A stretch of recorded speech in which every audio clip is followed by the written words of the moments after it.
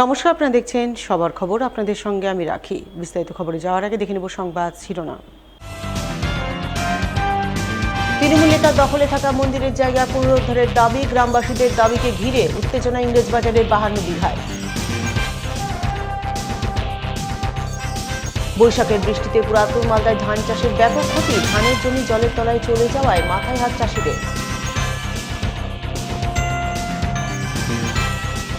Bhutni bridge সাফসুতরো করে তুলতে ভুতনি থানা পুলিশের উদ্যোগ, ব্রিজে সাফাই অভিযান চালালো পুলিশ ও সিভিক ভলেন্টিয়ার। ভোর রাতে গৃহস্থ বাড়িতে দুঃসাহসিক কায়দায় চুরি, জোর চাঞ্চল্য পুরাতন মালদার নবাবগঞ্জ এলাকায়। আসছি বিস্তারিত খবরে। তৃণমূল ক্ষমতা থেকে সরতেই এক তৃণমূল নেতার দখলে থাকা দেবোত্তর সম্পত্তি পুনরুদ্ধার করতে আসরে নামলেন গ্রামবাসীরা। রবিবার এই ঘটনাকে ঘিরে ব্যাপক চাঞ্চল্য উত্তেজনা তৈরি হলো মালদার ইংরেজবাজার থানার 52 বিঘা এলাকায়। ঘটনায় গ্রামবাসীদের অভিযোগ, 52 বিঘা এলাকায় লক্ষ্মীনারায়ণ দেবতার নামে 24 বিঘা জমি রয়েছে, যা গত 15 বছর আগে তৃণমূল রাজ্যে ক্ষমতায় আসার পরপরই স্থানীয় তৃণমূল নেতা বিশ্বজিৎ সেন তার দলবল নিয়ে গায়ের জোরে দখল করে ভোগ দখল করতে শুরু করেন। এমনকি মন্দিরের জায়গায় ক্লাবঘর তৈরি করে সেখানে বিভিন্ন অসামাজিক কাজকর্ম শুরু হয়। এতদিন গ্রামবাসীরা ভয়ে চুপ করেছিলেন, কিন্তু এখন নতুন সরকার আসায় গ্রামবাসীদের ভয় ভেঙেছে। তারা মন্দিরের জায়গা পুনরুদ্ধার করতে তৎপর হয়ে উঠেছেন। তারা চান মন্দিরের জায়গা মন্দিরের নামেই থাকুক, অন্য কারো দখলে নয়।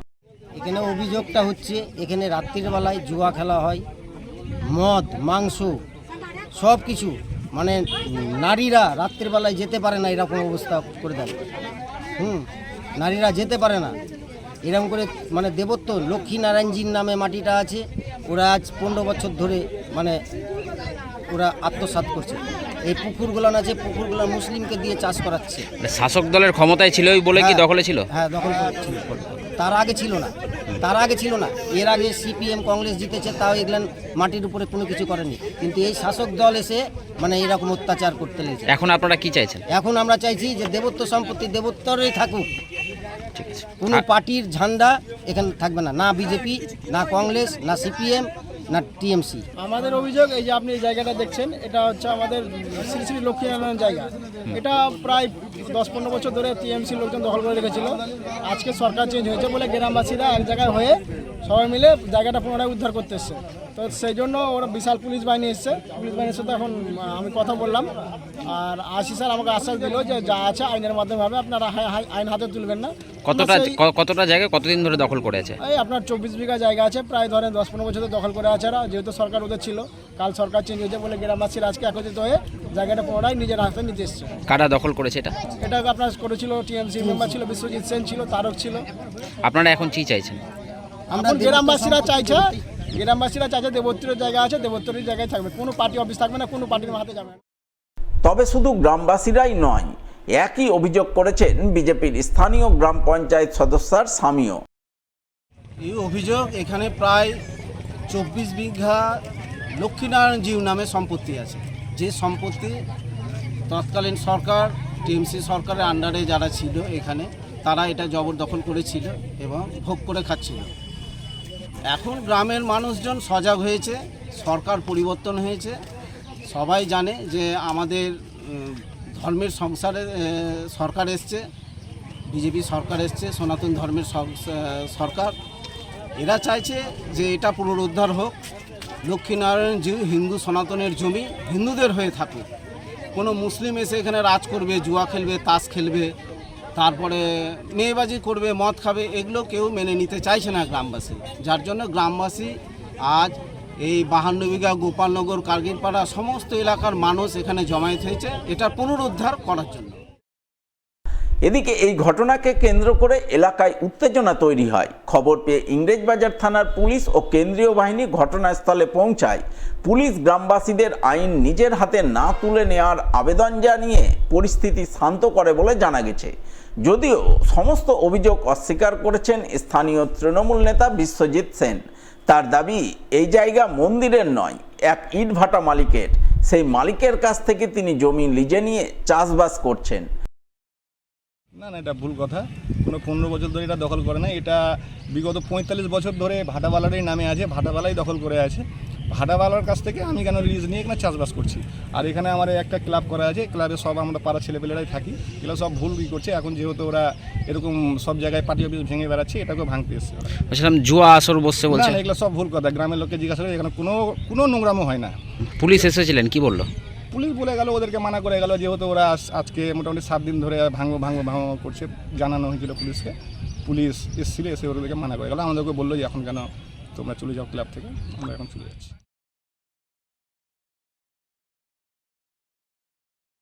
এখন সময় একটি বিরতির পর থাকছে আর অনেক খবর, সঙ্গে থাকুন। গৌরভূমি বলে খ্যাত বঙ্গ সংস্কৃতির মূলধারা মালদা জেলা। অঞ্জলি জুয়েলার্সের নবতম শোরুম এবার মালদায়। অঞ্জলির নতুন ঠিকানা রথবাড়ির কাছে মালদা টাউনের রবীন্দ্র এভিনিউয়ে। অঞ্জলি এখানেও আপনাদের পছন্দের কথা মাথায় রেখে তৈরি করেছে নিত্য নতুন ডিজাইনের সোনার গয়না, হীরের গয়না, রূপোর গয়না, মুক্ত এবং কস্টিউম জুয়েলারি। রয়েছে গ্রহরত্ন এবং জুয়েল প্লাস স্কিমের সুবিধা। অঞ্জলি জুয়েলার্স, সবার জন্য। 26/27 Rabindra Avenue, Malda town. Like করুন মালদা সবার খবর ফেসবুক পেজকে, কারণ সবার খবর সময়ের সাথে জনতার পাশে। ফিরে এলাম বিরতির পর। বৈশাখের প্রচণ্ড বৃষ্টিতে বিস্তীর্ণ এলাকার ধানের জমি তলিয়ে গেল জলের তলায়।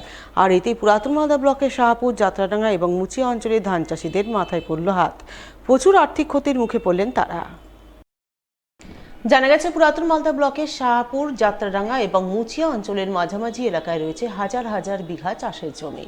সেই জমিতেই বছর বোরো ধান চাষ করেছিলেন বহু চাষি। তাদের মধ্যে কেউ ধার দেনা করে, কেউ ঋণ মহাজন করে জমিতে ধান লাগিয়েছিলেন। আশায় ছিলেন ধান তুলে বাজারে বিক্রি করে ধার দেনা পরিশোধ দিয়ে লাভের মুখ দেখবেন, কিন্তু চাষিদের সেই আশার গুড়ে বালি। বৈশাখের প্রচণ্ড বৃষ্টিতে খাল বিলের জল হঠাৎ করে অত্যাধিক বেড়ে যাওয়ায় সমস্ত ধান চাষ চলে গেছে জলের তলায়, যার দরুন মাথায় কার্যত বাজ ভেঙে পড়েছে ওই সমস্ত এলাকার ধান চাষিদের। তাই তারা এখন নাওয়া খাওয়া ভুলে লেবার লাগিয়ে নৌকো করে জলমগ্ন জমির ধান কাটতে ব্যস্ত হয়ে পড়েছে। এখানে ধান কাটতে এসেছিলাম। কি অবস্থা? অবস্থাটা তো এর আগেবার তো সেরকম বৃষ্টি সেরকম আর এরকম জল তো কোনোদিনও আসেনি।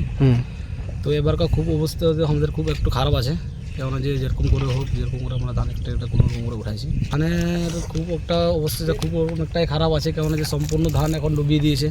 আমাদের আদিবাসীর মধ্যে এখন কি আমাদের গরিব মানুষের মধ্যে একটু অসুবিধা আমাদের বেশি। জলে ডুবেছিল, সব জলে ডুবে গেছে। আমরা জলে ডুবিয়ে আমরা মোটামুটি করে কোনো রকম করে কাটিয়ে উঠাইছি। যার হয়তো 15 কাঠা ছিল 5 কাঠা উঠাইতে পেরেছে, 10 কাঠা ডুবে চলে গেছে।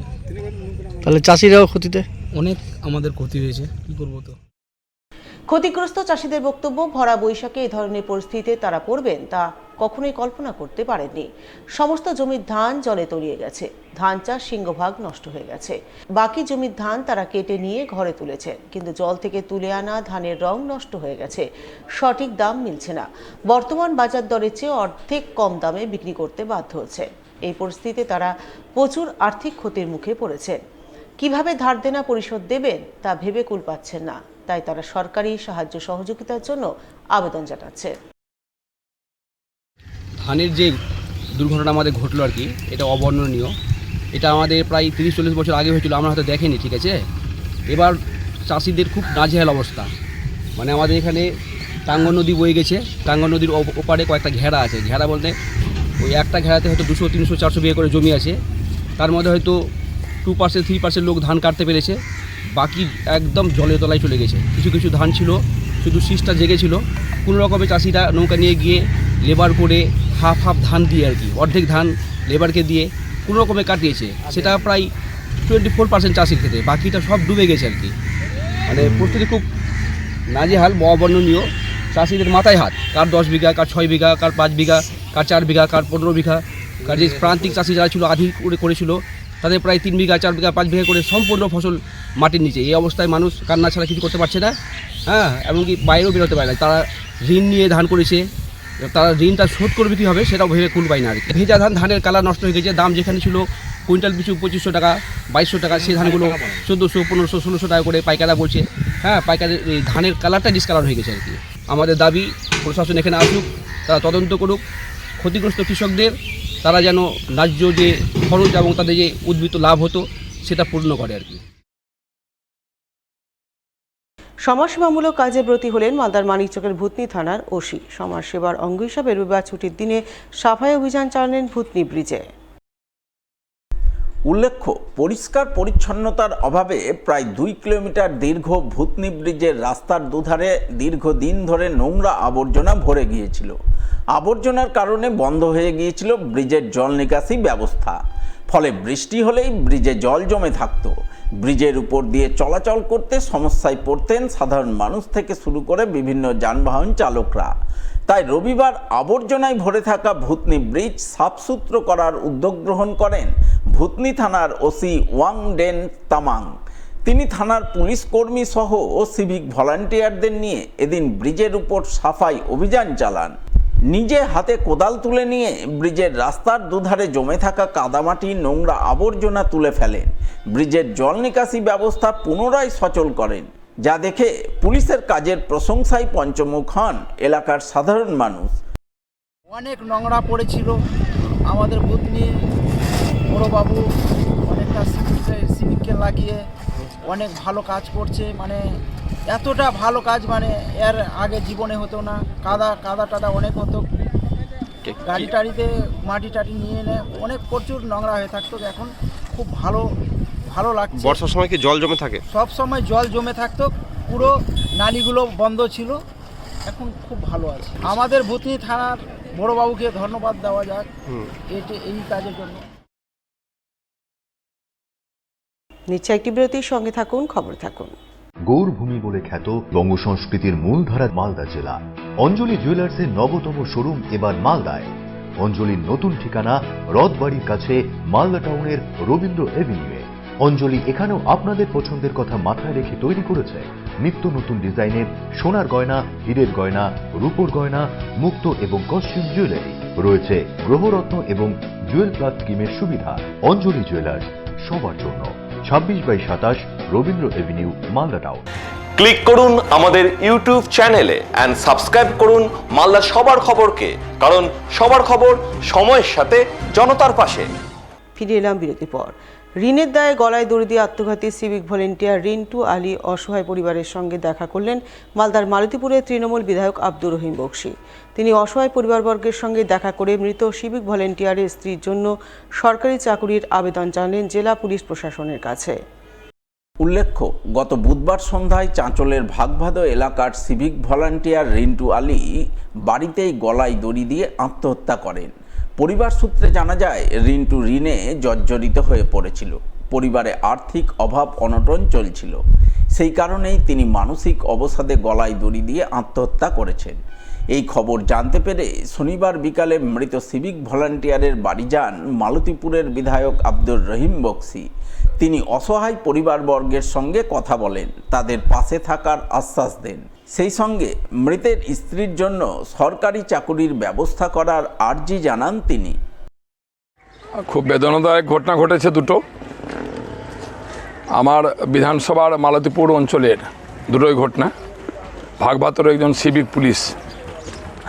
সিভিক আর কি সিভিক ভলেন্টিয়ার সে সুসাইড করেছে। এমনিতে বোঝা যাচ্ছে না কেন করেছে, কিন্তু অনেকের কাছ থেকে যা জানা যাচ্ছে আতঙ্কের মধ্যে ছিল বেশ কয়েকদিন ধরে। তার পরিবারের লোকের সাথে আমরা যেটা জানতে পেরেছি, আর যে আর্থিক অনটনটা ছিল সেটা তার একটা বড় ফ্যাক্টর ছিল, এবং সরকার পরিবর্তনের পরও একটা আতঙ্কের মধ্যে ছিল, কি হবে কি হবে না এরকম একটা অবস্থার মধ্যে দাঁড়িয়ে এরকম চিন্তা ভাবনা করা হচ্ছে আর কি। সে কারণে হয়তো সে সুসাইড করতে পারে, কারণ তার বাড়ির লোক অন্য কোনো কারণ খুঁজে পাচ্ছে না। কারোর সাথে ঝগড়া বা কারোর সাথে লড়াই বা কারোর কোনো ব্যাপার এরকম কোনো ঘটনায় তারা বলতে পারছে না। সে কারণে তার বাড়ির লোকও ভাবছে এরকম একটা চিন্তা আমরাও ভাবছি। এই পরিবারের পাশে আমরা থাকবো। তার একটা ছোট্ট মেয়ে আছে 2 বছরের। আমরা আপিল করবো এসপি সাহেবের কাছে যে তার স্ত্রী যাতে সেই চাকরির একটা ব্যবস্থা করা হয়, যাতে ছোট বাচ্চা মেয়েটাকে সে লালিত পালিত করতে পারে।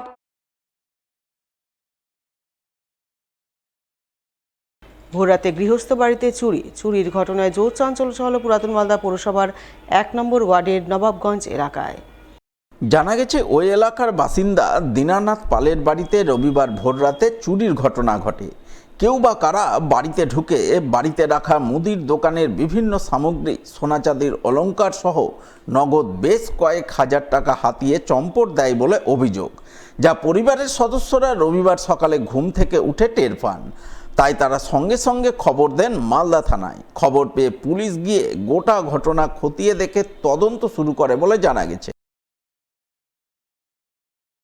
ভোর 3টার দিকে মন্দির সামনে দিয়ে আমাদের মানে দরজাটা ছেলে ঢুকেছে, দরজাটা তালা টালা মারা থাকে না, অনেক কিছু তেলের পেটি থেকে তেল নাই, 5 লিটারের জার নাই, হ্যাঁ একটা চাঁদির চেন নাই, ছোটো সোনার কানের ছিল সেটা নাই, আলমারি খোলা, গোটা ঘরের জিনিস ছিটানো, টাকা একটা ভার ছিল, ভার ভর্তি টাকা ছিল, ভারটাই না, ভার কোথায় নেই, 3টার মধ্যে এটা করে, হ্যাঁ প্রায় হয়, কিন্তু দূরে করে না, আশেপাশের বাড়িতেই করে, প্রায় হয়, ওই চুরি কিন্তু করেই। পেছনে একটা টিনের দরজা আছে, ওই দরজা দিয়ে পালাইছে। আমি মোবাইলের লাইটটা দেখছি, ওটা করিনি, আমি ভাবছি কি ওর বাবা বোধহয় উঠেছে, মোবাইলের লাইট দেখে ভাবলাম কি পিছনে বাথরুমটা ঢুকেছে, তারপরে দেখছি যে না, ওর বাবা তো শুয়ে আছে ঘরে, যাই দেখছে যে এরকম। রবিবার 10ই মে মাতৃদিবস, তাই গত কয়েক বছরের মতো এবারও মায়েদের নিয়ে মাতৃদিবস উদযাপনের ছবি নজরে এলো মালদার গাজলের নির্মল যোগ সংঘের আসরে। দিনটি উপলক্ষে এদিন সাত সকালে গাজলের বামনগোলা মোড় এলাকায় নির্মল যোগ সংঘের সভাপতি নির্মল কুমার সাহা যোগচর্চায় সামিল মায়েদের উপর পুষ্প বর্ষণ করে তাদের মুখ মিষ্টি করিয়ে সকলকে মাতৃদিবসের শুভেচ্ছা জানান। মাতৃদিবস উদযাপনের গুরুত্ব তুলে ধরেন। পরিবারে মায়েদের গুরুদায়িত্বের কথা স্মরণ করে মায়েদের প্রতি শ্রদ্ধা জ্ঞাপন করেন তিনি।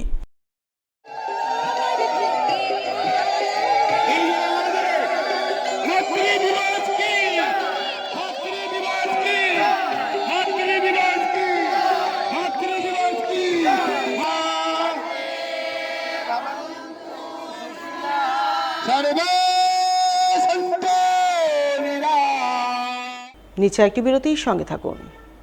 ক্লিক করুন আমাদের ইউটিউব চ্যানেলে এন্ড সাবস্ক্রাইব করুন মালদা সবার খবরকে, কারণ সবার খবর সময়ের সাথে জনতার পাশে। মালদা শহরে আনলিমিটেড ব্রডব্যান্ড ও 300-র অধিক চ্যানেল সহ সমস্ত পে চ্যানেলের সুবর্ণ সুযোগ, সঙ্গে 5G ডুয়েল ব্যান্ড রাউটার ও HD set top box free for use, free installation ও কানেকশন চার্জ। তাহলে আর দেরি কেন? মালদা শহরে বসে পয়সা উসুল এন্টারটেনমেন্টের জন্য আজই যুক্ত হন হ্যাথওয়ের সাথে। কানেকশনের জন্য যোগাযোগ করুন লোকাল কেবল অপারেটরদের সাথে অথবা 7718352788 এবং 7001612078 এই নম্বরে। লাইক করুন মালদা সবার খবর ফেসবুক পেজকে, কারণ সবার খবর সময়ের সাথে জনতার পাশে। ফিরে এলাম বিরতির পর। মালদার ইংরেজবাজার ব্লকের কোতোয়ালি এলাকার মাধ্যমিকের 2 মেধাবী পরীক্ষার্থীকে রবিবার সংবর্ধনা জানালেন অখিল ভারতীয় বিদ্যার্থী পরিষদের সদস্যরা। এদিন তারা প্রথমে কোতোয়ালি আরাপুর গার্লস হাই স্কুলের মেধাবী ছাত্রী কীর্তিকা দাসের বাড়ি যান। তার হাতে পুষ্পস্তবক সহ বিভিন্ন উপহার সামগ্রী তুলে দিয়ে তাকে শুভেচ্ছা অভিনন্দন জানান। তাকে আগামী দিনে আরও এগিয়ে যাওয়ার ব্যাপারে উৎসাহিত করেন। এরপর অখিল ভারতীয় বিদ্যার্থী পরিষদের সদস্যরা আরাপুর বয়েজ হাই স্কুলের পরীক্ষার্থী উজ্জ্বল সাহার বাড়ি গিয়ে তাকেও ভালো ফল করার জন্য শুভেচ্ছা অভিনন্দন জানান। এদিনের এই শুভেচ্ছা জ্ঞাপন কর্মসূচির রূপায়ণে উপস্থিত ছিলেন অখিল ভারতীয় বিদ্যার্থী পরিষদের সদস্য দেবেশ মণ্ডল, রাহুল মণ্ডল সহ অন্যান্যরা। এসেছিলাম উজ্জ্বল সাহা ভাইয়ের কাছে আর কীর্তিকা দাস বোনের কাছে। বিষয় হচ্ছে আমরা দক্ষিণ বাংলা অখিল ভারতীয় বিদ্যার্থী পরিষদের জেলার কার্যকর্তা। আমরা শুনেছি, আমরা জেনেছি যে কীর্তিকা বোন এবং উজ্জ্বল ভাই এরা দুজনে আরাপুর একজন বয়েজ হাই স্কুল এবং একজন গার্লস হাই স্কুল থেকে মাধ্যমিক পাস করেছে এবং আমরা জানি যে কীর্তিকা আমাদের 657 পেয়েছে এবং উজ্জ্বল 653 পেয়ে পাস করেছে। এত ভালো সুন্দর রেজাল্টের জন্য আমরা তাদেরকে উৎসাহ দিতে এসেছি এবং আগামী দিনে দেশের দশের কল্যাণ করুক, তাদেরকে দেখে আমাদের আগামী ছাত্রছাত্রীরা যাতে রোল মডেল মনে করতে পারে এরকম কিছু কাজ করুক, এই জন্য উৎসাহ দিয়ে আজকে ফুল এবং মিষ্টি মুখ। রবীন্দ্র জন্ম জয়ন্তী উপলক্ষে প্রতি বছরের মতো এবারও 2 দিন ব্যাপী এক মনোজ্ঞ অনুষ্ঠানের আয়োজন করলেন মালদা শহরের রাজধানী ক্লাবের সদস্যরা। যার অঙ্গ হিসাবে রবিবার অনুষ্ঠানের দ্বিতীয় দিনে এক রক্তদান শিবির আয়োজন করা হয়। শিবির অনুষ্ঠিত হয় মালদা শহরের মকদমপুর দত্তপাড়ায় অবস্থিত রাজধানী ক্লাব প্রাঙ্গণে। শিবিরে মহিলা পুরুষ মিলিয়ে প্রায় 50 জন রক্তদান করেন বলে জানা গেছে। আজকে 166তম রবীন্দ্র জন্ম জয়ন্তী উদযাপনে রাজধানী ক্লাবের পক্ষ থেকে আমরা দুদিনব্যাপী একটা সাংস্কৃতিক অনুষ্ঠান এবং রক্তদান শিবিরের আয়োজন করেছিলাম। তার আজকে দ্বিতীয় দিন রক্তদান শিবির শুরু হয়েছে। রক্তদান শিবিরে এখনও পর্যন্ত প্রায় 40-এর ওপর রক্তদাতা রক্তদান করেছেন। আমাদের আজকের টার্গেট প্রায় 50-এর ওপর রক্তদাতা আমরা আশা করি রক্তদান করবেন। যেভাবে গতি রক্তদানের প্রতি আমার মনে হচ্ছে 50-এর উপর চলে যাবে। শেষ করে সংবাদ শিরোনাম আরও একবার। তৃণমূল নেতার দখলে থাকা মন্দিরের জায়গা পুনরুদ্ধারের দাবি, গ্রামবাসীদের দাবিকে ঘিরে উত্তেজনা ইংরেজবাজারের 52 বিঘায়। বৈশাখের বৃষ্টিতে পুরাতন মালদায় ধান চাষের ব্যাপক ক্ষতি, ধানের জমি জলের তলায় চলে যাওয়ায় মাথায় হাত চাষিদের। ভুতনি ব্রিজ সাফসুতরো করে তুলতে ভুতনি থানা পুলিশের উদ্যোগ, ব্রিজের সাফাই অভিযান চালালো পুলিশ ও সিভিক ভলেন্টিয়ার। ভোর রাতে গৃহস্থ বাড়িতে দুঃসাহসিক কায়দায় চুরি, রোদ চাঞ্চল্য পুরাতন মালদার নবাবগঞ্জ এলাকায়। এখনকার মতো এই পর্যন্তই। পরবর্তী সবার খবর দেখুন ঠিক 1 ঘন্টা পর। নমস্কার।